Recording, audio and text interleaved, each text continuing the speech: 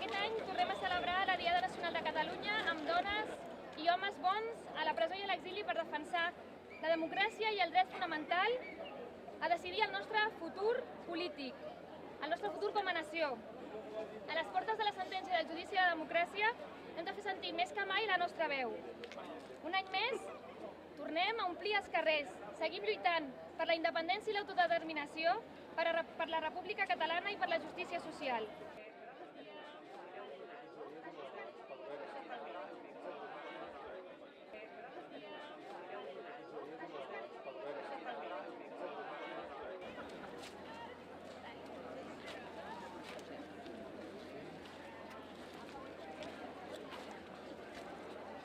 Seguirem lluitant perquè volem una economia sota el control popular i orientada a donar resposta a les necessitats de les persones i no dels mercats.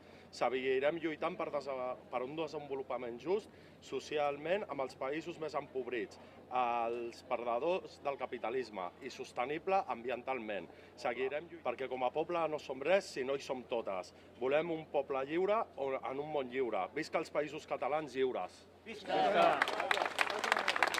Esquerra Unida i Comuns Sobiranistes anima a participar en totes les mobilitzacions de l'11 de setembre per les necessitats socials, per la lliure decisió en el referèndum, per la fraternitat amb la resta de pobles de l'Estat, per la solidaritat internacional. Visca l'11 de setembre, visca la República Catalana, llibertat preses i presos polítics, retorn de les exiliats. Llibertat, sobirania, autodeterminació. Visca Catalunya! Visca! Catalunya és un país on no preguntem a ningú d'on ve, sinó que volem anar plegats cap a un futur millor. Per molts entrebancs que se'ns posi, sempre tirarem endavant. La nostra determinació ve de lluny i aquesta mateixa determinació ens farà arribar allà on vulguem. El procés que viu Catalunya és un debat polític, un debat entre dos models de país. Un estat espanyol centralitzat on Catalunya és una regió ofegada o bé un model de Catalunya com a nou estat d'Europa. Cal afrontar el debat i no jutjar-lo abans de fer-lo.